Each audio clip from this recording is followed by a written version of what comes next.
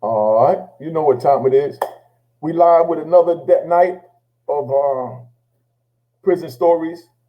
I don't like to waste no time. I'm gonna get right to it. We're gonna try and roll through it. We've got a lot of good, positive information to help you from a lot of brothers and sisters that's locked up in the struggle. I brought on my lawyer, the young lady that got me out. You know what I mean? Brittany Barnett. You know what I mean? She's gonna tell you who she is, what she got going on. I'm sure everybody knows somebody, that's caught up in the justice system, whether it's in the state of the feds. You know what I mean? So you need to listen to the conversation that's going on, and you need to tune in. Okay? So now, let me bring in, with no further ado, my angel, you know what I mean, that saved me and plucked me from the belly of the beast. Like I said, I wanted to let them know I'm bringing in my angel that plucked me from the belly of the beast, and so many other brothers that was lost. Would you like to introduce yourself, please? Hold on. Oh, my fault. Go ahead, babe. I'm Brittany K. Barnett, and like you said, I'm an attorney and co-founder of the Buried Alive Project and just a social entrepreneur in general. So it's so good to be a part of your show, Unique, and just seeing you free. Yeah. All the head bucket we went through in there with me studying the law, knowing the law, and you feeling like I should just mind my business and let you do your thing because that's all that. But we made it through it because we made it through it, and I'm gonna want to touch on that and share that a little later with everybody. The struggles that we went through, so you can let them know what it's like to deal with, as they call me, the cockiest kingpin. You know what I mean? I know it's hard to contain you sometimes, but I know you meant well, so I fell back and I let you, do what you do. Where are you from originally? I'm originally from rural East Texas, a small town called Pagoda. It had like 1,200 people in it. So I'm a small town country girl at heart. How many minorities did they have there? What type of place was that? Oh my God. So it was 24 students in my class, 2 Black students in my class, me and my cousin. Oh, yeah? Yeah. Oh, man. So what did that feel like for you? It was normal for me because it's how I grew up. So I didn't know anything different. It's like growing up in the South is just beautiful in general. But the part of the town we lived in, the whole road was like 2 miles long, and it was all family that lived on the same road. So it was definitely a happy childhood, for me, just being surrounded by family and love. So not having that many Black people in the town wasn't a big deal for me at the time. So, I went to school in a little town out in New Jersey, and I was like, one of the blackest ones in my class because, we was kind of spread around in the school. You know what I mean? So it was a couple and all the different things, but, it wasn't many that was Black like me back then. It was a couple of us, me and another brother, Glenn Thompson. We was the ones that kind of got the border of it. But, we learned how to fight very well and kept them up off us. Let's say. So I asked that because, me growing up as a darker skin and during that time, my color was an issue, not only in school, but also at home. You know what I mean? Yeah. I understand. Back then they had what they call that, the brown paper bag test. You know what that is, being from the South, I'm sure. Oh, yeah. You know what I mean? Yeah, the brown paper bag is your mama tell you don't bring, or your father tell you don't bring home nobody darker than a brown paper bag because we don't want no darkies in our family, so they ain't got to go through no tribulations, like what Unique gonna have to go through for being so Black. You know what I mean? Yeah. But now I just wanted to share that, being you said you was from a rural town, Yeah, for sure. So when you were younger, did you want to? What did you want to be when you grew up? Did you want to be a lawyer? I did.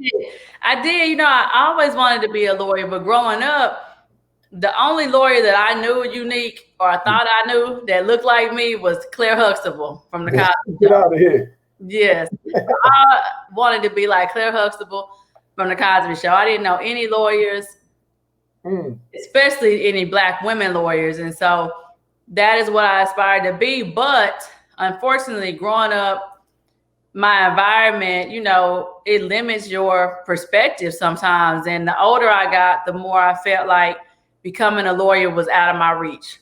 Like it was something I couldn't obtain. You know, I felt like it was just a whole nother world for me. And so I decided not to be a lawyer and that I was going to go to school and do accounting, you know, and try to get a career in accounting or finance. But as from kindergarten, first grade, you know, I wanted to be Claire Huxtable. Okay, let me bring them right to who you are, because I think they really need to know your accomplishments and your stats that you're OG. You know what I mean? OG. You're OG in the prison reform joint. You know what I mean? And I know a lot of them don't know about you. So instead of reading questions off the thing, I'm going to go off my head to let them know. So tell them, how many of us, how many uniques have you gotten off of a life with no parole sentence? Personally, you know, by myself, I'm at 25. And with the Buried Alive Project and my co-counsel, we have freed, as of last week, 55 people who were set to die in prison.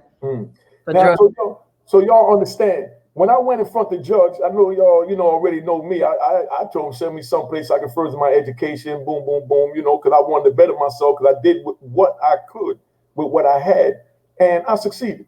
You know, I succeeded in the wrong way. You know, now I know it was the wrong way. Back then, you know what I mean? Not having an education or even having a dream or a vision of an education, I couldn't fathom anything other than, you know, selling drugs, driving Mercedes, and running around having fun. You know what I mean? Didn't know how to save nothing for my kids or my grandkids, just keeping it 100. We ain't gonna play no games. But you done freed 55 men. She freed 55 men that had life with no parole. So you understand, not just unique, she freed 55 men that had life with no parole. Please. So you understand what that is. You know what I mean? How old are you? 36. She freed men that was down from before she was even born. You know what I mean?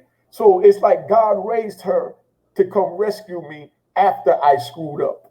You know what I mean? Just keep it at 100, because everything has its course. So it's a reason for God to put me down the path that I went down, and for me to be sitting here talking to my lifesaver right here, because I was scheduled to die. They hated me in the prison because I stayed on their neck. When she said that she set up a legal call and I went back there, I didn't go back there to ask them, did she call? I went back there and told them, my lawyer, Brittany, called. She set up a legal call for this day and this time. You will be available. If not, you let me know what we're going to do that day so we can straighten it out today. So that day I can talk to my lawyer.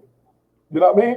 That's how persistent I had to be in order to communicate, to try and get my freedom. And so many other brothers are so used to, you know, being more what they call respectful, passive, whatever they want to call it. There's nothing disrespectful to them. You know, no disrespect to the other brothers. But me, I've always been one to go at mines. And I know that the system, they was doing anything to try and keep us in, you know. But Brittany, when did you decide that you wanted to get into doing this, or what led you into, you know, your field? Yeah, so I went on to become an accountant. I graduated high school a year early, and I got a bachelor's, you know, at 21. I had a master's in accounting at 22, and I went to practice accounting. You know, I worked at PricewaterhouseCoopers, which is one of the largest accounting firms in the world, but I always still had this dream, you know, of becoming a lawyer. All through that time, though, Unique, what a lot of people didn't know, because I was successful, right? I had this image of success and what it's supposed to look like. But growing up in the rural South, you know, we experienced the war on drugs in a different way. And so, as I talk about in my book, when the drug war came for us, it came from my mama.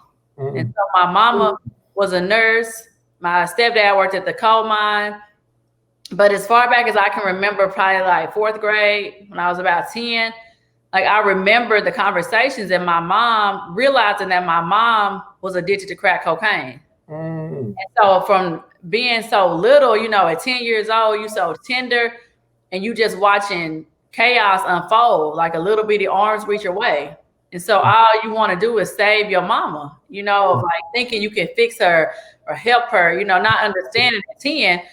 That wasn't my responsibility, but also I couldn't save her, because back then, you know, we had like the war on drugs was at its height. This was like 94. So we had DARE programs in How school. old, excuse me, how old was you in 94? 10. That's when I got sentenced and she came to rescue me 26 years later. That's crazy, right? Just so you know. So when I was 10, my mom was going to rehab for a crack cocaine addiction that unfortunately rehab didn't help. She only got worse. And so this is how I grew up. And then realizing at the time, you got the DARE programs, you got the Just Say No programs coming to the school. You know, that's like people that get addicted to drugs are like the most morally corrupt people, the weakest of everybody. But then my mama is one of them. And so I'm trying to reconcile all that in my little brain going into my teenage years and just had to get away. So I left my family home and went to live with my grandparents about an hour away. And like I said, my mom was just getting worse. And so during this time, I'm in high school. I'm a senior in high school. I started dating a drug dealer, you know, knowing exactly what was happening, knowing that he sold drugs, knowing that we were going to Dallas in my car and I was driving and I would pull up to a house in East Dallas and he'd come out with a package wrapped in plastic, putting it under the seat. I knew what was in that package. I knew it was drugs in that package. We never talked about it, but I knew what was in the package. So I grew up at a time being an 80s baby of where being involved in some form of the drug culture was the norm. You either knew somebody using them or selling them. And it was something that at the time we didn't even think about. You know, it really wasn't looked at in a way of this is bad or this is good. We just was living.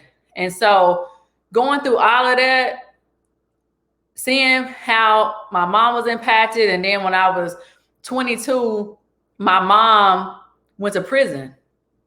And it was her drug addiction that ultimately led her to going to prison. And so here I am now, just super proximate to the issue of mass incarceration. And as you know, Unique, with your children on any given day, you know, it's over 2 million children in this country with a parent that's incarcerated.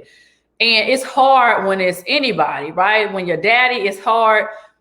But when it's your mama, you know, it's like a primal wound. And so when my mama went to prison, it was devastating for my sister and I. We would go visit her every single month, dealing with the dehumanization that come with visiting prisons. You know, we were driving 2.5 hours for a 2-hour visit, coming back 2.5 hours.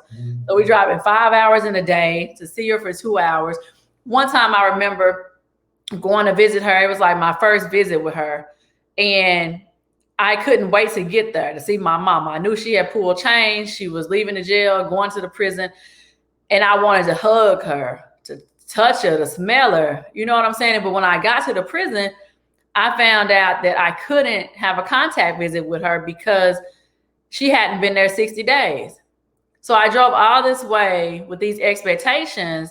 And I get there and I'm having to visit my mama through the glass. And anybody that has had a loved one in jail or prison and had to visit them through that glass know how deceptive that glass is. It's like 3 inches thick, but you feel like you're on a whole different planet than the person that you're there to visit. And so I just remember holding that phone so tight against my ear, you know, because I didn't want to miss a sound of my mama's voice. And so I went through that, decided to go to law school because that dream was always in the back of my mind.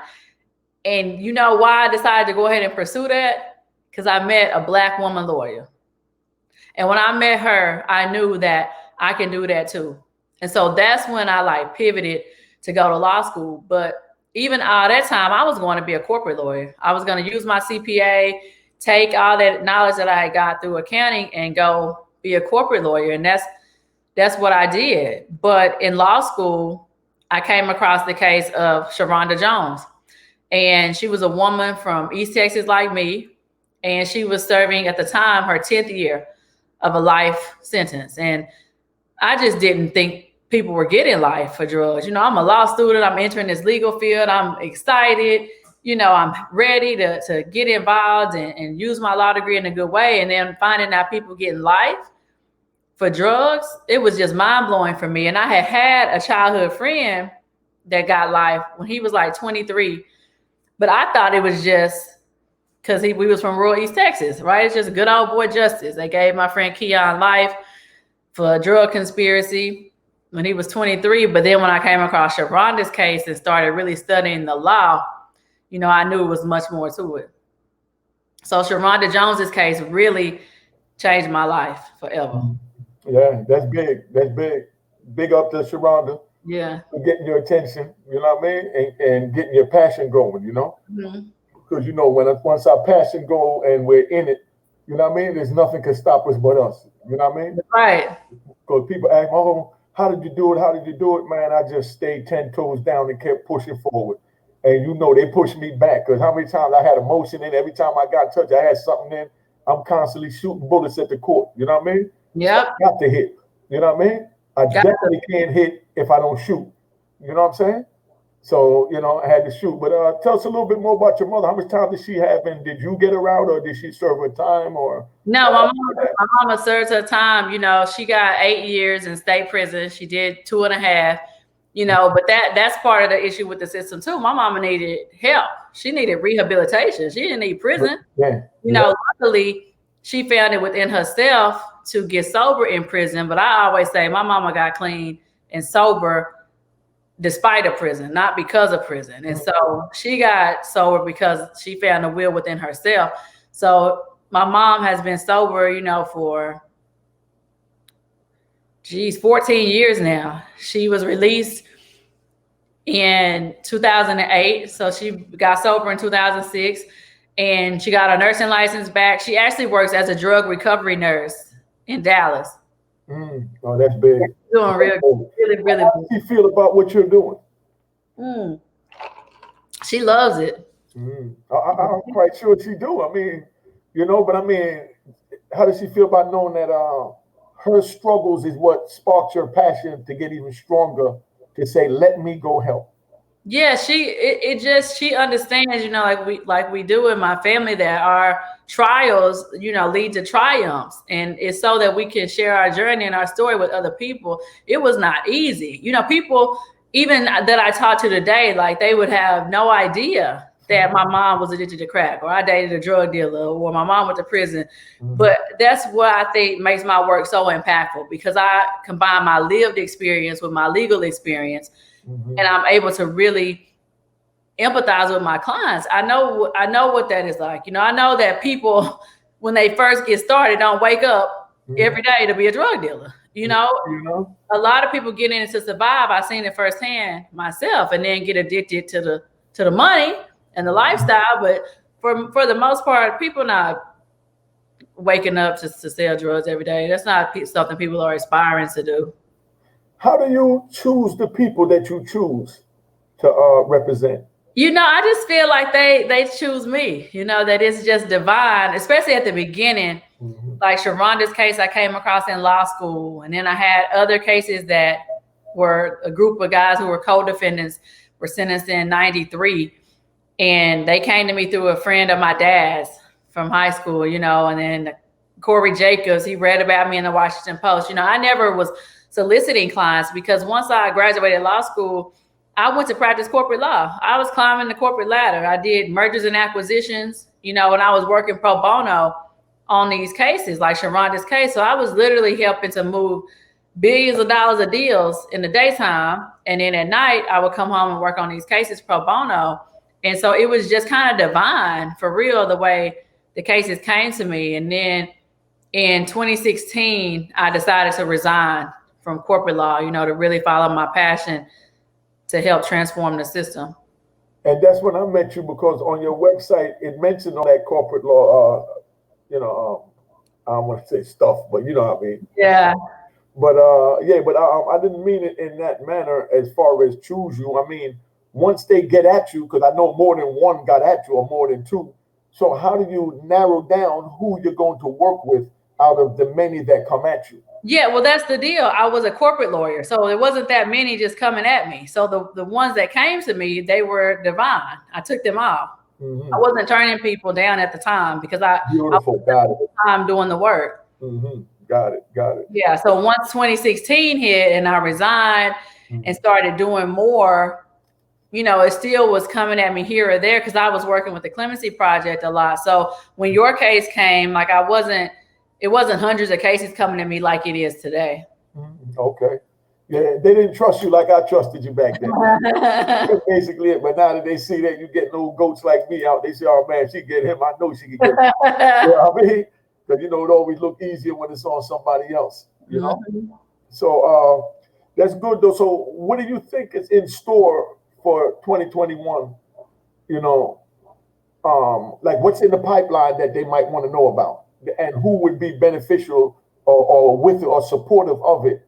You know what I mean? When the new, administration come in, whoever that is. Yeah, I always say, like, at Buried Alive and the work we do, we can't afford to be partisan. We can't afford to pick a side. Either way, our clients got to get out of prison. They don't care who is in office to grant the clemency and all of that. I just am hopeful that whoever's in office takes transforming this criminal justice system very seriously, recognizes the power of clemency to grant more people clemency, and also works to change these laws. So the fight is the same for us. It's nothing that we aren't fighting for now that we won't be fighting for then. That's to make these laws retroactive, because it's people serving life today under yesterday. Explain to them what retroactive means. Let's blow their mind. You know the Ring case, right? You know the Ring case? Out of Arizona, Ring versus Arizona. But that was a death penalty case. It's the lead death penalty case, Ring versus Arizona. Yeah, I'm not familiar with it. Not familiar with it? Okay. Well, just give them one about how retroactivity works. That was a retroactivity case for the death penalty. I'm going to bring it to the present day with the First Step Act. So Donald Trump signed the First Step Act in 2018. And in that act, it was 4 sentencing provisions. So one of the provisions made crack laws retroactive. So President Obama in 2010 signed the Fair Sentencing Act, but that law was not retroactive. So Donald Trump's bill made it retroactive for crack cases only. So we can talk about how we was able to use that to help you. But the First Step Act also included 3 other sentencing provisions. So I'm sure people are familiar with the 3 strikes law. The whole 3 strikes and you out, 3rd drug case, mandatory life sentence. Mandatory. So the First Step Act changed that. It made your 3rd drug case mandatory 25 years. But them 2 priors had to be serious, meaning you had to have went to prison for the 2 priors, and they had to have been within the past 15 years for them to count. But that law, that provision of the First Step Act was not retroactive, which means it doesn't reach back to help people already in prison. It's only going to help people sentenced in the future. So even though this law changed and it's going to help people sentenced in the future, it's not going to reach back to help the hundreds and thousands of people that's been in prison under these old laws. And so that's what we mean by retroactivity. And that's what we mean when we say, literally, there are people set to die in prison today for drugs under yesterday's drug laws. And for me, it makes no sense. If the law is wrong today, it was wrong yesterday.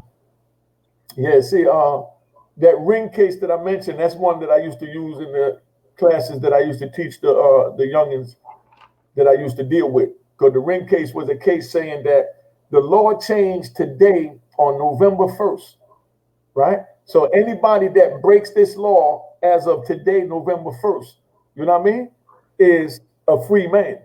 You know what I mean? So it's no longer valid. But if you broke the law yesterday, you know what I mean, you got to stay with the sentence. So now you die. You got a choice of living or dying. So if you did it yesterday, like they're gonna kill a man because of what he did then.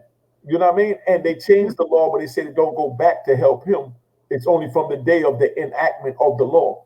So everybody before it don't hurt. Like all these laws came out that all of us drug dealers had a chance to go in. You know what I mean? With all this mandatory minimum and all that, when they were changing the points and all, they kept saying it wasn't retroactive. Apprendi. You know what I mean? Like break down Apprendi versus United States so they understand about Apprendi, how it applied to us with keeping us out as far as, you know, not being retroactive to be able to get your argument heard, even though they know you got them. And then you can't file another 2255 because you're only allowed to file one under the ADPA that Bill Clinton signed in. Break that down so they see the barriers that kept us out of court and kept us contained. Yeah, so like Apprendi was a Supreme Court case. So the case went all the way up to the Supreme Court, the highest case in the land.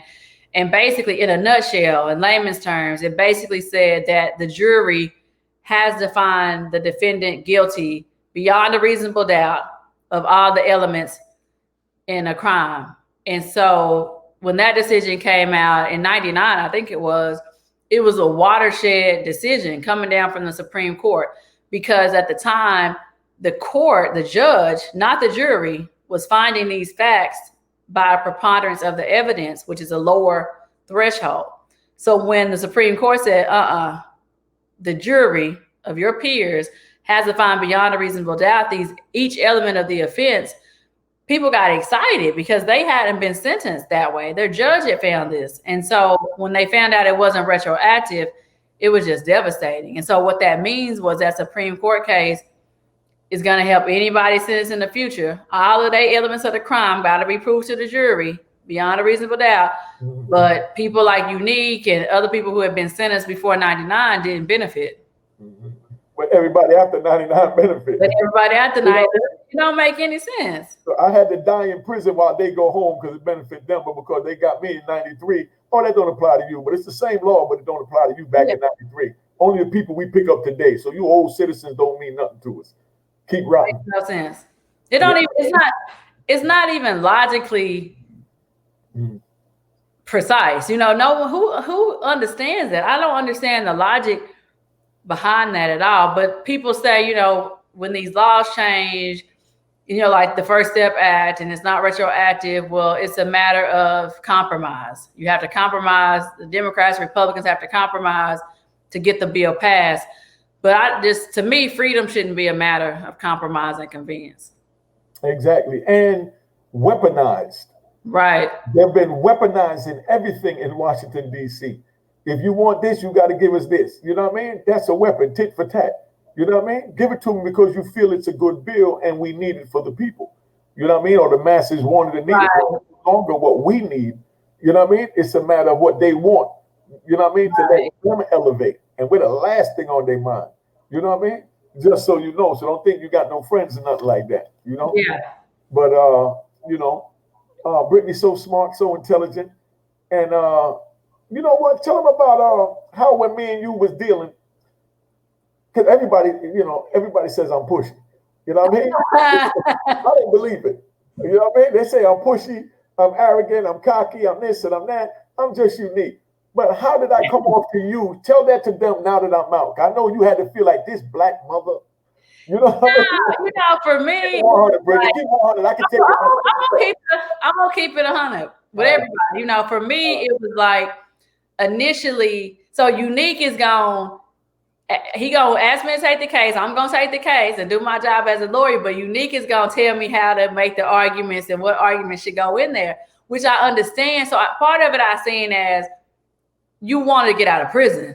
Like you've been in prison almost 30 years, when nobody had helped you and got you out. And so to you, nobody know your case better than you. You know the law, you know the avenues that should work. And so to me, I definitely considered everything that you sent me. Like I didn't ignore it. I read it. But to me too, I think when you out here practicing in the courts, you just have you're a little more in tune with what's happening. And so for Unique, it was like more of like, you got to trust me. Like you gonna have to trust me.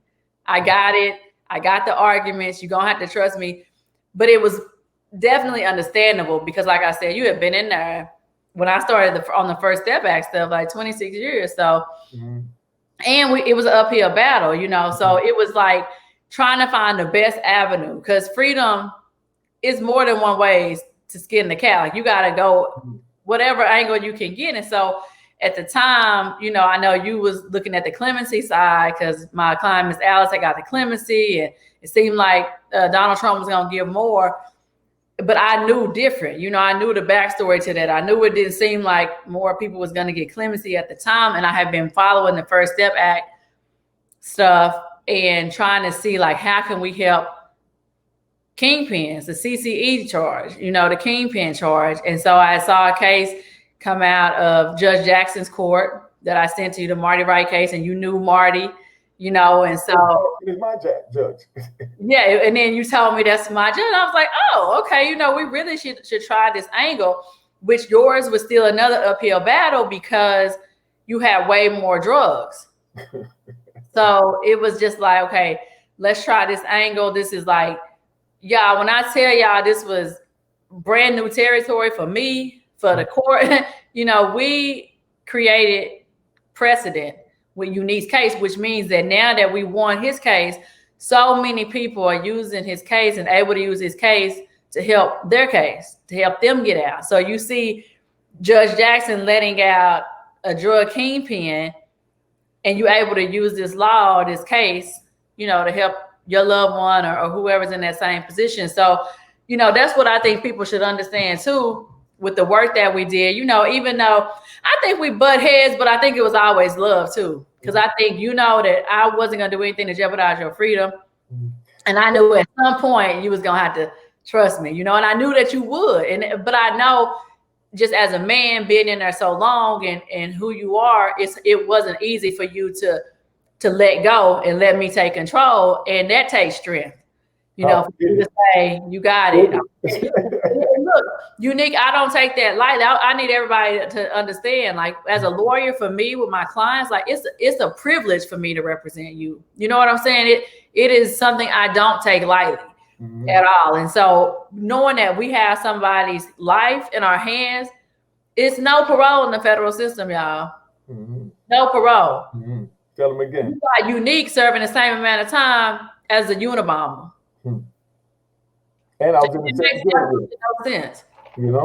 But that's how it was. Tell them about the 100 to 1 ratio, so they understand that. The 100, the 1 to the 1 to 1 ratio. Yeah. Tell them about that. How Yeah. So I found out about the 100 to 1 ratio in law school when I was working on Sharonda's case, and what I found is in 1986, not 94 under the crime bill, but in 1986, Congress had passed this Anti-Drug Abuse Act, and in this act, it created this 100 to 1 sentencing ratio between powder cocaine and crack cocaine. So what that meant was Unique could have 500 grams of powder cocaine. I could have only 5 grams of crack, and me and Unique was gonna get the same time in prison. Now, everybody knows, it's not lost on anybody, that more wealthy, affluent white people was using powder, and crack in the late 80s was running rampant through Black communities. And so this 100 to 1 ratio created this disproportionate disparity in sentencing between powder cocaine and crack cocaine. And so now when you look up, over 80% of the people in prison for drugs are Black and brown. And, people can say it was unintentional, that the law ended up being racially biased. I think everything in this system is intentional, is flawed in its design. And because of that 100 to 1 ratio sent a bunch of Black people to prison. And so when you look at powder and crack getting sentenced so differently, when it's 2 forms of the same drug, you can't even have crack without powder, but their sentence is such a different way. I mean, come on now, we got to call a spade, and that law was racially unjust and biased, and it caused a lot of Black people to be locked up. And it's time that we work to pick those locks, the human cages, and get them free.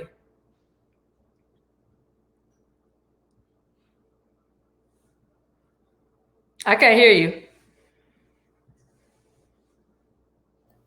Yeah. I said, does it make it easier on yourself when you represent people that know their case extensively, like really know their case?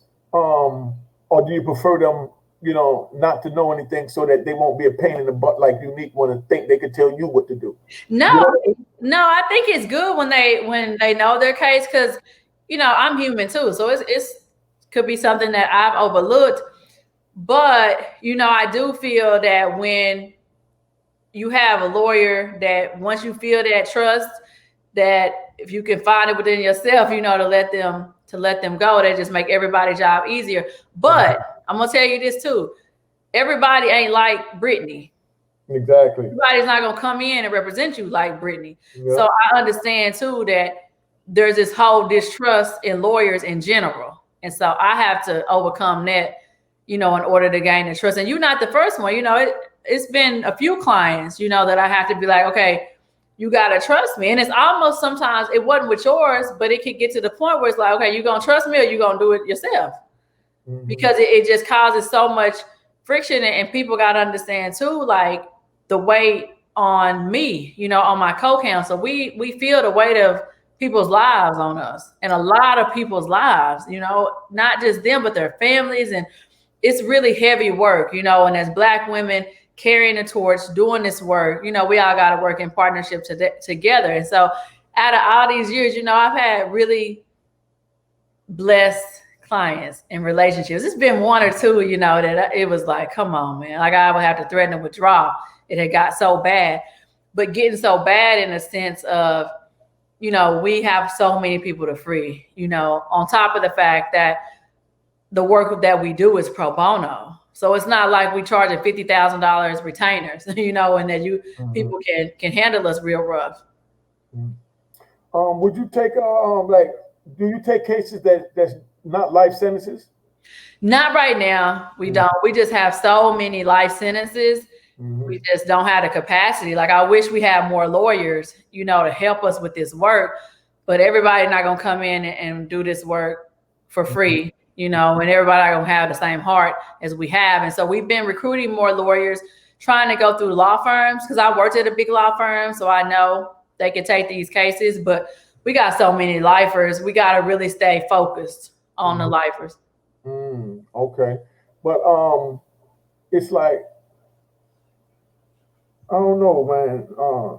So what do you think about the 404 Trump thing only helping people that has crack and not the people that has powder or heroin? I think it's important. You know, I wish that it went further. It's a first step. You know, we were able to use it to be creative. It's definitely a limited piece of legislation, but it's a first step, and we got to do what we got to do with it. But that doesn't mean that we should stop there. You know, I think that crack and those sentences related to crack, for the most part, it is like a huge population of the people in federal prison for drugs or crack sentences. And because of that 100-to-1 ratio, they were already sentenced so much more harshly than people with powder. But unfortunately, you know, it blocks out people with powder. And we've seen it, you know, in some of the cases we have. And it doesn't mean they're less deserving of their freedom. You know, it just means that this is the first step that had to be taken, and we got to run with it. So hopefully we can find other creative ways to help lifers, you know, with other types of drugs. Because in my opinion, nobody should be serving no life sentence for dope. Like, that is beyond me. I don't understand that at all. That's a fundamental death sentence. Waking up every single day, set to die in prison. I don't understand it. I asked that because, you know, I want me and you to have a round table about this. We need to take this out there to the masses. You know what I mean? For somebody coming from the inside, outside, you know. Remember, they said that the disparity between crack cocaine and powder cocaine is why they signed in the 404 to make it, you know, equal. You understand what I'm saying? Because of that disparity, right? But that's also disparity towards heroin and powder cocaine, you know. And I say that because you got good brothers that got heroin cases that was locked up a decade before me, like, you know, Welcome Home, or, you know, Guy Fisher's home. I know you know Guy Fisher home, so the big homie home. You know what I mean? Welcome Home, that's heroin. You know what I mean? Then you got William Underwood. You know what I mean? Cory Booker was trying to do something for him real big, you know, if he would have won the presidency, you know what I mean, or the nomination. But he didn't. But Underwood is one that got locked up from in the early 80s too for heroin. And this man, I don't think he ever even had an institutional write-up. You know what I mean? Yeah, I know. Not one. You know what I mean? But he's sitting there with life with no parole, and I don't even think he ever been arrested before. But, you know, he has heroin. You know what I mean? So the thing that got me out don't help him because of the type of drug he had.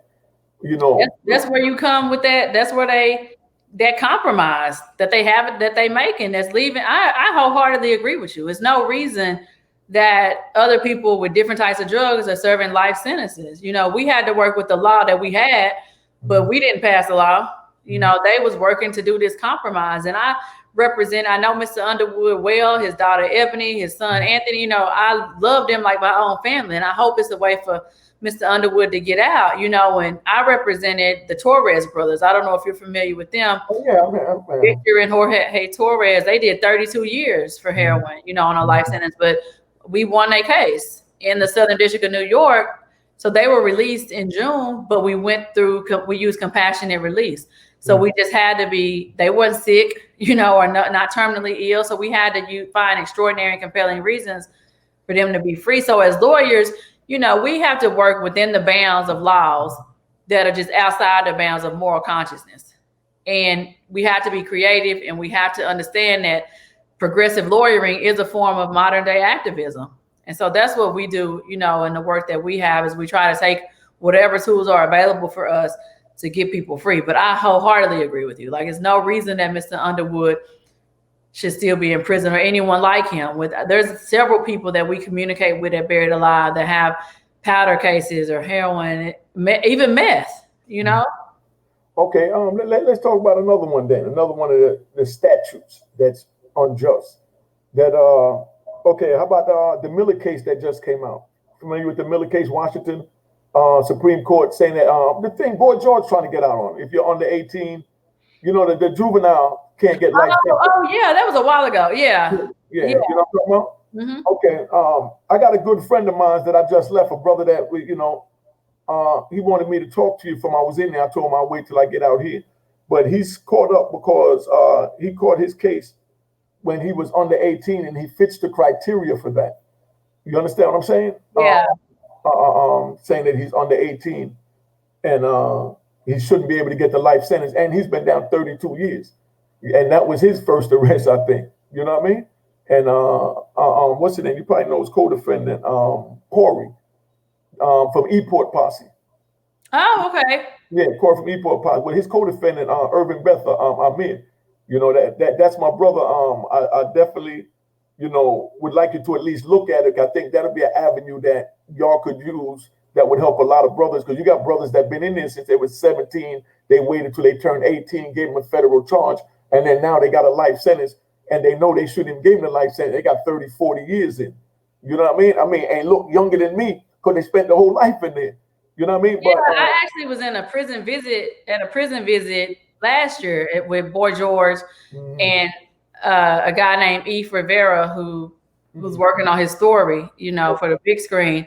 So I've been in talks with them, too. And right now, like, the avenue we got is that compassionate release angle, like we worked for the Torres brothers, and hopefully whoever's in office, I think they still count votes. I keep looking at my phone to see what's going on, but hopefully we see more clemencies coming through, because clemency is where justice meets mercy. And presidents have that sole exclusive power to grant clemency, granted to them by the Constitution. Can't nobody check them with their clemency power, and it just needs to be used a whole lot more. Would you at least look into that for me, please? I can have some. Yeah, we can do it. I have. I think it might be something that might be an avenue that you could use. I know a lot of brothers in there with that, and like the 924C. You know what I mean? The stacking of the guns. Explain to them about the stacking of the guns and how that one is crazy. Yeah, that one is really crazy. I don't do 924Cs because we have two of us. We have so many drug cases. But what happens is with the guns, like I'll take Weldon Angelos, for example. So Weldon Angelos got like 55 years in prison, and he was selling marijuana. Turned into a federal case.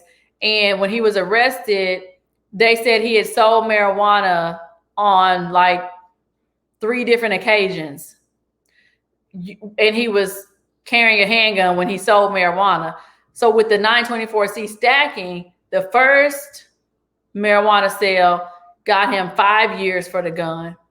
The second one got him 25 years for the gun, but they have to stack the sentences, meaning they don't run concurrent. So that means he got to serve that 5 first, then the 25 will start. But remember, I said he had 3 different drug buys for this marijuana. The third one got him another 25 stacked. So he got 5, a 25, another 25. So he got 55 years mandatory sentence for these drug transactions where he allegedly was selling marijuana and allegedly had a gun, the same gun. It wasn't 3 different guns, the same gun on 3 different transactions. And the judge had no choice but to give him the 55 years. Actually, the judge spoke out at Weldon's sentencing from the bench. He did not want to give Weldon this type of time. He only gave Weldon 1 day for the marijuana because he had to stack these gun charges. You know, luckily, Weldon had a good team of lawyers and a great support system. After he served, you know, over a decade, they were able to work and help get him free through the court. But it's people that I've seen, they got like 300 years. Yeah. 924C, which is technically a life sentence where they might have robbed a bank or they might have robbed 5 banks, for example, with the same gun. But that first robbery is a 5-year sentence, and the other 4, you got to stack those 25 on top of each other. So that's 105 years in those situations. Man, that's crazy. But there's so many brothers in there, man, that you wouldn't believe the sentence they got. And the simple is, you know what really disappointed me about the Obama clemency thing that he did? It was a brother that never been locked up a day in his life. Good kid, used to work out there, you know. I worked with him a couple of times, but really good kid, never been arrested, you know. He'd been down like 13 years on a 25-year sentence. He got arrested because his girl got pregnant, got put out the house, and he was staying there with her. So her mother put out both of them. So he went and tried to make a sale one time for 9 ounces that was supposed to put him on his feet. And he got arrested in an abandoned building where he went to take the drugs. And when they grabbed him and said, FBI, you've been set up by John Blow, he said, man, I plead guilty, man. You know, times was hard. I did what I had to do. I don't want to make y'all think no harder. I just want to plead guilty. You give me whatever lenient sentence you could give me. And they gave the boy 25 years, mandatory minimum. And then when he filled out the thing for Obama, it went just like that. The man never been arrested a day in his life. And you know, they denied him. Wow. You know, what I think people don't understand with the Obama thing is when people are denied, you know, it's like Obama denied my clemency when 9 times out of 10, Obama never even saw it. Yeah, we understand that. It was going. It was ran nasty. That's what, it wasn't organized. You know what I mean? It wasn't organized, but the clemency process in general is just a shit show. Yeah. You file a petition with the pardon attorney. If they recommend it, it goes to the Department of Justice, the same department that got the prosecutors that sent you to prison to start with, and it goes through about 6 different levels of review in the Department of Justice.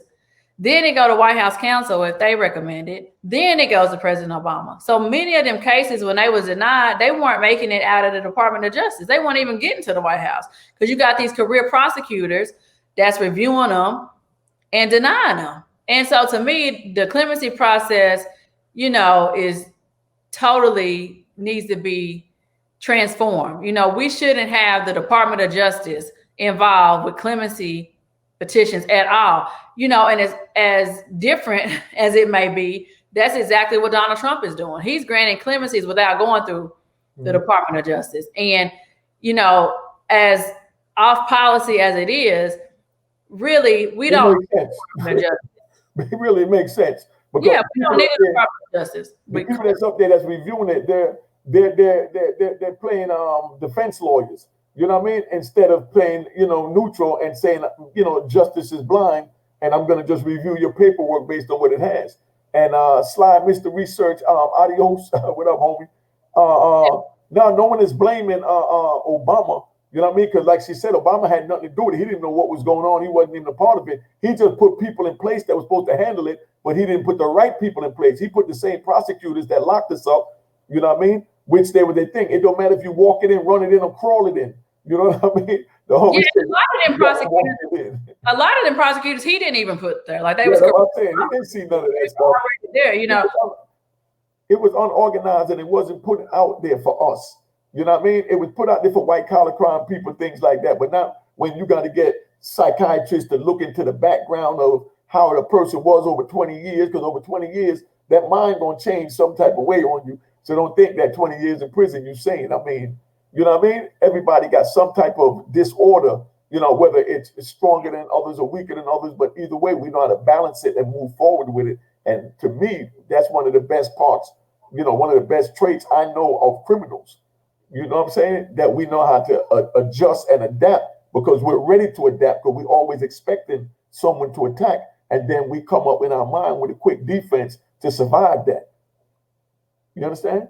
Yeah, for sure. And for me, with President Obama and his clemency initiative, what I won't let anybody take is that it was historic.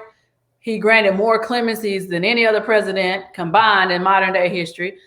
I got 7 clients that had got clemency from President Obama, so I surely can't say anything bad about him. I can say that the initiative could have done a lot better. Yeah, and that's what I'm saying. I mean, he tried. Bottom line, he tried. Ain't nobody else tried. That man tried. He's got his credit. He tried. But like I said, the right people wasn't there to put it together to make it move like a machine, like it was supposed to. Because you don't know who you getting to review your paperwork, and you get people that don't even deserve to review no paperwork, that never even handled a criminal case looking at this. They gave me an environmental specialist lawyer. You never, or it could be the same person that prosecuted you 20 years ago that's done made their way up the ladder, and they look at it again. So that's what to me was unfair about it. But your book, man. Your book. Yes. Tell them about your book, man. That way they know you're not just a lawyer, that you're all around, goddess. Yeah.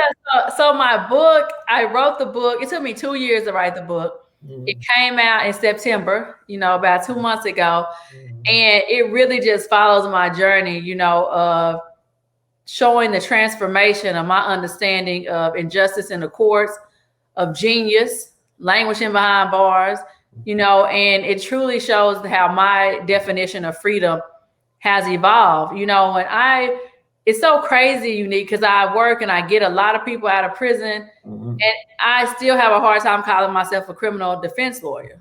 And that's just because I'm so much more than that. I'm a corporate lawyer. People have no idea. I used to move all these deals and do all these mergers and acquisitions. And so as I think through it, and think of the people I've met, like other clients that I have, my clients, some of them are the most brilliant people I've ever met in my life. And so looking at you and like your story and just seeing how you move now, you ain't even been out 6 months, and seeing how you move now, like just what could your brilliant mind have been doing if you wasn't locked away for a quarter of a century? When you just look at how this system is oppressing our brilliance and our genius, almost as if they scared. They got to put their foot on your neck for 25 years because they don't know what you could have done if you had to realize you could have used your genius for good. Mm-hmm.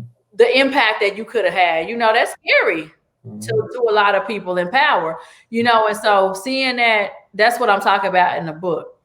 Talking about how I grew up, and my mom and her drug addiction and going to law school and working to free people, I just think it's so much genius behind bars. And so that's what I'm working on through the book, is to show the multi-dimensional sides of me as a Black woman, because they always trying to push Black women in a corner. I can do a lot more than get people out of prison. I can be in the courtroom and I can be in the boardroom. And so because I was, this ain't cap at all. And so using that, I'm able to merge those worlds. And so what I'm looking at now, is I can't keep helping free people from prison and restore them to poverty. Because that's how people got there to start with. Like, people need to be put in positions to thrive, not just survive. They got to flourish. And so I'm like holding this vision of creating sustainable liberation, helping the people. Like, are we just freeing people from this one system, but what are we freeing them into? And so I've been trying to merge my worlds, just the corporate world with the criminal world, and how can I really fulfill my highest and best use with all that I am, you know what I'm saying? And so just working now, just being a social entrepreneur, I've invested in a trucking company, and we have 3 semi trucks on the road. Our drivers have been directly impacted by the system. They driving interstate, making good money. Sharonda Jones, before she went, she had a restaurant, amazing cook. I talk about her in my book and all the cooking she did before prison and during prison.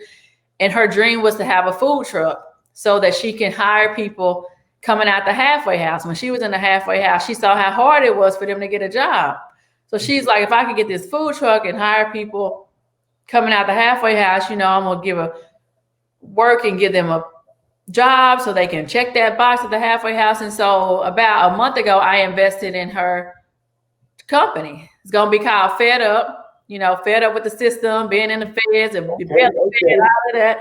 And she's working now. Next week, the inside will be all custom. And so I invested in her company. So I'm looking to find ways of raising capital, in order for people to be economically liberated, because liberation is much more than just coming out from behind a wall. Definitely. Where would you tell the viewers that's looking to research or to look to find, agencies and nonprofits and pro bonos that could help their loved ones get out? Man, I really don't even know. I don't know any, nonprofit people that are doing this work pro bono. Like Brian Stevenson's group for sure is doing this work pro bono. They're focused more on state cases. He started doing a lot of death penalty cases. Then he started doing a lot of juvenile life cases. Like you mentioned, Brian Stevenson had one of the cases that went to the Supreme Court that made it unconstitutional for people with juvenile to get life sentences. His organization is called the Equal Justice Initiative, and he's a hero of mine. We might have to holler at him for a minute. I mean, Irvin, huh? Yeah, he is like. If he does the juvenile thing, that's what he's into, Yeah, he does state cases, mostly in Montgomery, Alabama. Southern Poverty Law Center, I know they do some pro bono work.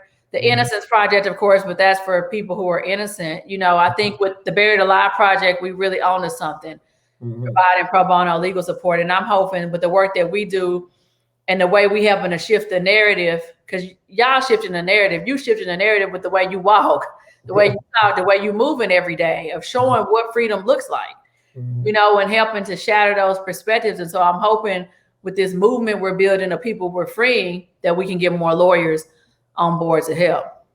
Most definitely. Now, I got a homie, I've been in ranks. I got homies all over the place, right? But I got a homie from DC named Goldie Dobie, right?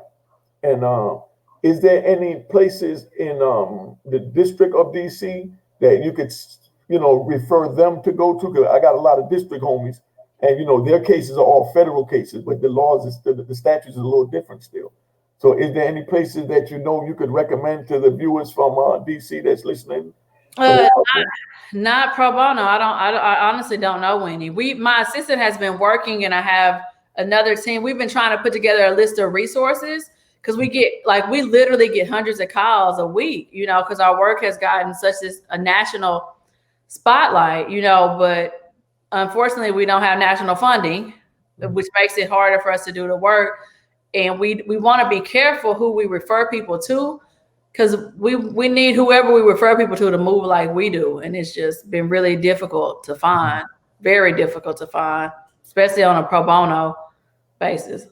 Okay, what advice would you give the families of the incarcerated loved ones that serve in life sentence for drug crimes with no violence? Never give up. I would say never give up for one. If you got a life sentence for drugs in the federal system, then y'all need to be emailing info@buriedaliveproject.org. We are so determined and focused on lifers. I believe this whole system needs to be dismantled, transformed, whatever you want to say, but what I understand and what I hope people realize is I'm one person. If I could help everybody, I would. And that's the God's honest truth. But I know my limits too in my capacity. And so what we do is we focus on a specific group of lifers so that we can be more effective in our work. And so, it's hundreds and hundreds of more lifers to go. Yeah, most definitely.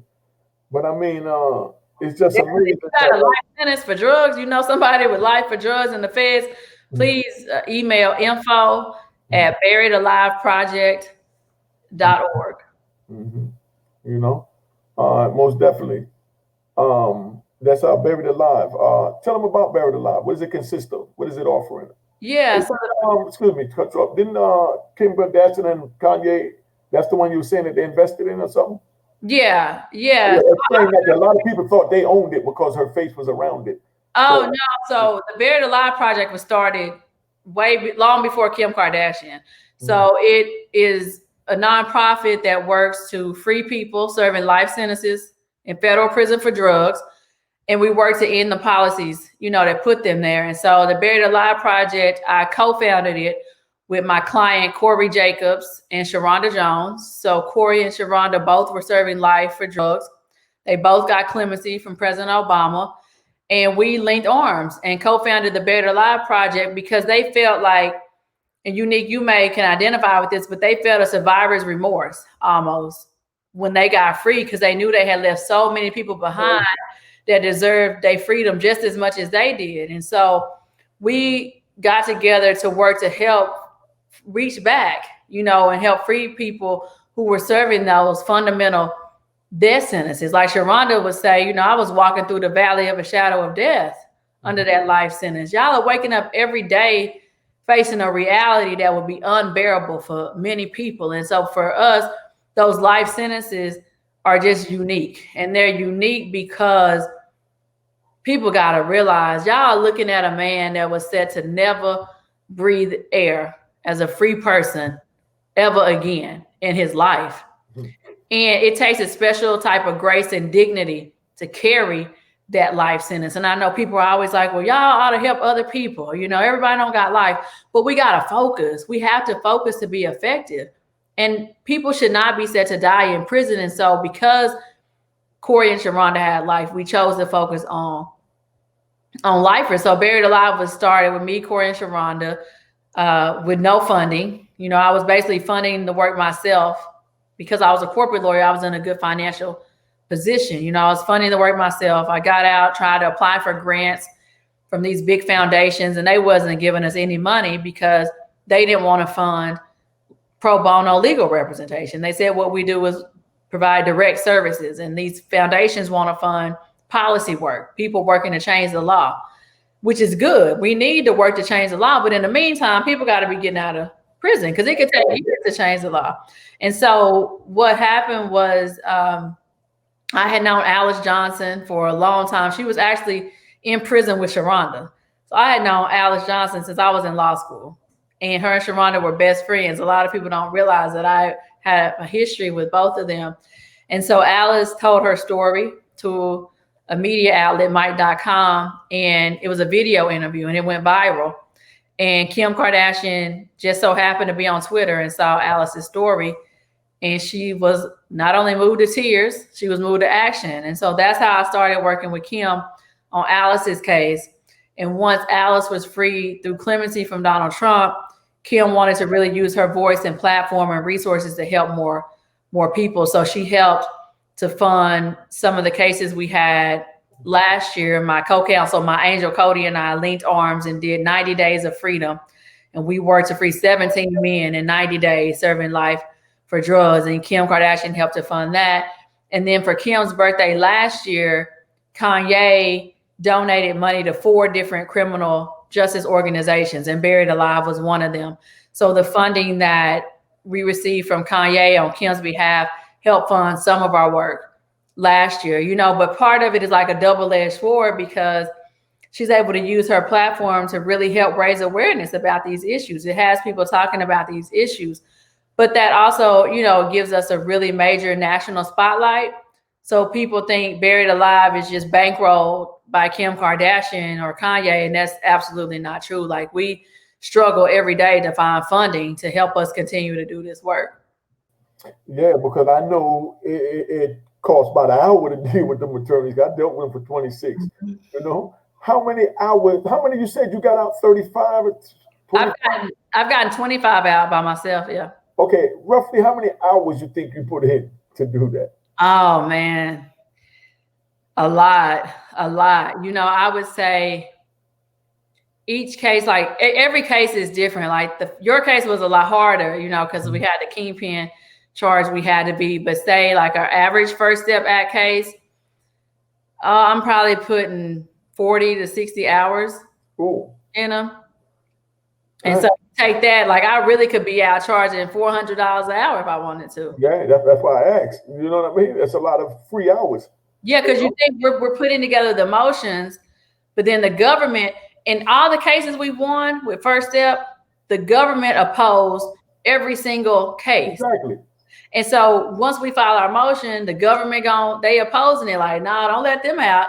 So then we got to file a reply. Some of them we've had to go to court and argue at sentencing. So these are taking us months long, So yeah, it's about average 40 to 60 hours for some of the cases that we take on. And so even with your case, like you didn't just get out of jail free, the government not wants you to get out.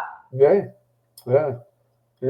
So how does it feel? How do you feel about being honored for the America's most outstanding young lawyers by the American Bar Association? How that make you feel? Yeah, it's a blessing. It's a blessing. I try to remain humble, and I truly do wish that recognition like that. My hope is that it gets other lawyers involved. We gotta step up as lawyers. It's definitely a moral failure to me of American lawyers when it comes to this system. Like I think police take the brunt, and they should. Members of Congress take the brunt, and they should. But lawyers are the judges, like the prosecutors.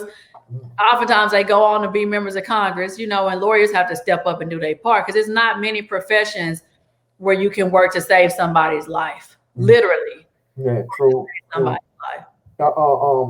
Before we close out, I wanted to bring in, someone, the person that introduced me to you and, represented you and contacted you and hired you for me. You know what I mean? And I know you remember Miss Susan Feinberg. There she go. Hi. Hi, you want to tell them how you met Susan? Do you remember? She either called me or emailed me. She had heard of me. I think she got a recommendation to reach out to me, and she either called or emailed me, and we went from there. Mm-hmm. Yeah, see, when I was working with Cut 50 with Van Jones and his organization, and I organized this Clemency Now Hope for the Holidays event in DC. Sue was there with a sign with a picture on it. Mm-hmm. She got the shirt on. That's the shirt from the event. Yeah, behind the release, Waynesworth Hall, the shirt. I mean, she was like an angel too that came in, man. I mean, I knew her when I was much younger, doing my New Jersey days, and she found me on the Facebook and all that, in like maybe 2016, 15 maybe, and she came into my life. Started, I mean, if you're not a Nova, jump in, cut me off. I'm an old man. My memory ain't there. But like I said, with 2014, 15, same thing. You know what I mean? That's like, oh, he's 17. No, he's 16. But anyway, Susan came in and really put things together and helped me tremendously to get out. And I just wanted to bring her on and tell her thank you in front of you and in front of everybody watching. You know what I mean? She was a lifesaver, just like you, Brittany, was a lifesaver. And, you want to tell them anything, Susan? Yes, I just want to say to Brittany, you are our angel, and I'm so grateful to you for freeing thank you. And bringing him home to his mother and his kids. I'm truly grateful to you. You're an angel. Thank you so much. It takes a village for sure. And being the lawyers, there are a lot of loved ones who are advocates and bring these cases to our attention, and also just stand in solidarity with us as we do the work, and so it was a journey, with groups of people. So I was happy to link arms with you, and I'm glad, we didn't get the result we wanted then, but it turned out to be a nice, sweet victory, and God's timing is not always our timing. Mm-hmm. Exactly. Because, and I'm going to give them this with you there, Brittany, and then I'm going to close out. When after I lost the clemency, when Brittany got on in 2016, of course I'm down and I'm like, man, I done lost it. So then here we go comes the 2018, and I'm chilling, I'm doing my thing, and a new case came out, criminal case that could have got me home, but I had to get closer, I had to get to North Carolina. So the lawyer contacted my unit team, told them to get me North Carolina. They get them out thinking the unit team was on my side, but the unit team ain't on my side. So therefore they come, they get me that night. They locked me up in the shoe and they tell me they want me to sign some papers saying that a lady gave me her cell phone to use, and I gave it back to her, and she took it home because they had a picture of her holding up a candy bag with a piece of candy in it. But anyway, they wanted the lady fired and wanted me to work with them. I wouldn't do it, so therefore they said, okay, you've been out 25 years, you still ain't trying to, work with us, so therefore you're not programming, so we're going to put you down for poor institutional adjustment for not adjusting to the medium security prison by telling us whatever goes on. You know what I mean? So now they take me and they send me out to California. I'm pissed. I'm in Florida, 45 minutes from my mom. People come and see my mom, come see me. Now I'm all the way out in California. I felt like it was the worst thing that happened to me, but I said, you know what? God is sending me there for a reason. You know what I mean? When I got out there to California, the psych, every time you go in jail, the psych see you, talk to you, and the first thing they want to do is pump you full of meds. But they come see me, and when they try to pump me full of meds, they looked at my thing, they said, man, you did a lot of psychological program. I see you was involved in such and such and such and such. And they referred me to the psych. She told me to come down there the next morning. Next morning, I go down there and she hires me to work with her office. And then you contact me a little bit after that and said you wanted a resume. You know what I mean? As far as what I've been doing in prison and so on and so on, letters from the administration. So I go to the site to go get the letter, but I only been there about 4 or 5 months at the time. You know what I mean? So she said, well, all I can do is go through your record and see what we have down and go from that. So she went through my record and she wrote me the 3-page glowing letter that even Brittany would tell you. I mean, she got fired for writing that letter, Brittany. Oh. They fired her for writing the letter because they tried to tell her never to do it again, and she refused to do it. She said, no, when he screwed up, stabbed the police, started the riot, sold drugs in the prison, y'all put him in the shoe and sent him to ADX for messing up. You know what I mean? But now that he's doing good, you telling me that the report that I wrote to put him in ADX is all you want. You don't want a report showing what he did after ADX and the man he's became today. You know what I mean? So that's why, she helped me down and represented me, but they wound up firing her. You know what I mean? Because she refused to stop writing the letters. You know what I mean? My brother that I mentioned, Irvin Bether, he's down there with her now. She wrote him a nice letter, and that was the final straw, and the camel's back with them. But I say all that to say that they sent me out there. I didn't want to go out there, but I knew God was sending me there for a reason. I got out there. The first day I got there, white boy got killed that Friday morning. I got there Thursday night. We locked down till Monday. We came out 2 days later after somebody got his whole leg blown off. You know what I mean? By the tower. I mean, I'm like, man, they got me in the twilight zone. I was in a spot where I was getting up early in the morning, go outside, work out, big speakers, hook up the little cheap MP3 player. And it's like the closest thing to freedom in 26 years. You know what I mean? So then now when they got me over there in California and all of that go down, that letter is what helped the gear. And tell me if I'm wrong. That letter from the psych is what helped to put the icing on the cake with dealing with the judge to get someone from the inside and of that statute to say that they would welcome me unique as their neighbor and that I was ready to be released. Oh, no doubt. No doubt. Getting a letter of support from any member of BOP staff is a big deal. It does not happen. We don't get those in every case, y'all. And so for someone like you need to also get it from her, and it be, it wasn't even just a paragraph. Like you said, it was 3 pages long. And so a lot of the things that were put into that letter, Judge Jackson even mentioned in his order, because he didn't just let Unique out. He wrote a lengthy order showing that he really deeply considered this issue. And, it people just have to understand, like with First Step Act, any of these laws that pass, it's not just open the prison doors and everybody walks out. This is a lot of work, y'all. Yeah. It's a lot of anxiety, pain, mental violence. We wait, and like I said, the government was trying to keep Unique in, and Judge Jackson really sat with that case, and he wrote an opinion that people are using right now to get out. I didn't know that until you just mentioned it. I should have figured that, but I ain't even stopped. I just been running, you know what I mean, to not stop and think. Dudes don't understand, or people don't understand that I do what I do because this is the way I survived in it. You know what I mean? For 26 years, I kept moving. I kept active, kept my mind active. So I didn't have to stop and feel sorry for myself or the other good brothers around me. So I just kept moving. You know what I mean? And just moving, doing positive things towards getting to the next goal and the next step, like playing mental chess. You understand what I'm saying? So now that I'm out here, I keep moving. Because if I sit down and stop to really think what's going on, man, I'll break down and I don't know what. I'll probably lose my mind right now if I just shut down and thought about what's going on. You understand? You know, I had another client at Victorville. He was serving life too. I got him out in 2015, and he was at Victorville. You know, and he said you can lose your mind or your life in the drop of a. Yo, listen, I've never, man, 26 years, they had me in ADX underground, locked in 23 hours a day. None of that had nothing on that Victorville, man. That Victorville, man, they take you in the kitchen, they give you a little tray like this on a hamburger day. You get a hamburger literally the size of a silver dollar. You know what I mean? And 2 cold buns. And literally, I'm not lying, you ask anybody been out there, and 3 or 4 French fries. If you get 5 French fries, you're doing good in Victorville on a Wednesday. And nobody says anything. Yo, and that is torture. That's mental violence. You go through all that under a life sentence. Listen, I go all that.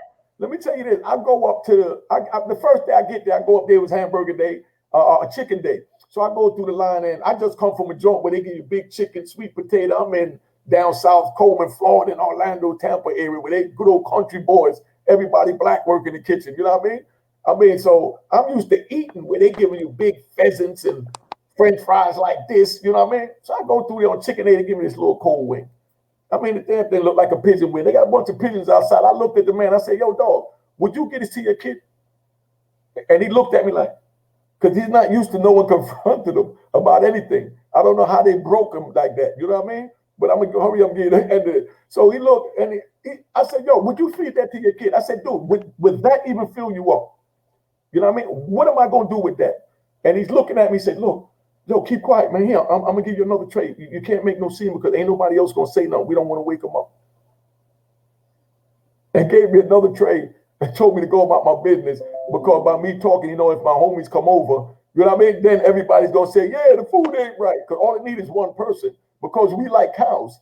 You know what I mean? They had me in an old prison farm where I used to have to chase cows up and down the thing. All they do is they teach that sheepdog to chase one cow. And that one cow, when he move, all the rest is going to move. When he move, he move. And that's the way they work us in the prison system. You know what I mean? They treat one house, you know what I mean? And get him to conform to the way he want him to go. And he run around spreading the gospel of how the administration want their prison to run. So now when they get a guy like Unique that come in and say, yo, dog, that ain't enough food, man. I'm not moving till you feed me. You know what I mean? And I don't care if you call a warden or whoever, because they got menus that tell you how much, you know what I mean, calories and everything I'm supposed to get. I got 3 French fries, dog. What am I can't even smack you with 3 French fries. It ain't enough to do nothing. And I want to smack you right now. You know what I mean? If he with the tray, I mean, I wouldn't even get no food on it with nothing on the tray. You know what I mean? But you know, that's how it was. And it's crazy because they let the administration do anything. I'm out now, so I'm telling like it is. They let them do anything. But you sit in front of one of their TVs and you're losing your life instantly. They got like 15, 20 TVs on a pole. I've never seen that many TV. You know what I mean? They pacified everybody. They got a Blood TV, a Quip TV, a Netta TV, a Sereno TV, a Border Brother TV, a Tango Blast TV, a Oompa Foompa TV, and everybody got their own TV. Just don't bother the police and sit down and watch TV. It's TV time. You know what I mean? And they get mad when I go teasing them. I'm like, yo, dog, you don't see everybody sitting around looking up at the ceiling like this, and the police in the office chilling on his cell phone. And everybody's just sitting up looking at the ceiling at this TV. And they watching Love and Hip Hop. Of course, they watching sports. But I mean, you know, I haven't watched a Super Bowl or none of that. Like I said, you know what I mean? Playoffs. I haven't watched none of that in 26 years. I couldn't do it with a life sentence on my back. You know what I mean? And then when I'm reading these rich kids, you know what I mean? They get a break. You know what I mean? They'll get 100 million, 50 million. And then now, you know, kicked your wife in the elevator. You know what I mean? You know, choked out your mama. Like, yo, dude, what is wrong with you? You made it. Yeah, it definitely is torture, it's slavery, evolved. And so I definitely salute you, Unique, and your survivorship. And again, thank you for trusting me with your life. And I'm really happy and grateful to see you free. And, you know, I love you and we connected forever. Well, thank you as well. And you're definitely welcome. And thank you, Susan, Thank you, Susan. That was my support team that fought and got me out. Just so y'all know, we've been here long enough. I'm getting ready to cap out. Brittany, it was wonderful. Like I said, you know what I mean? The book, you know what I mean? Yes. Book. Finally. Oh, hey, tell them about when was the book supposed to be out?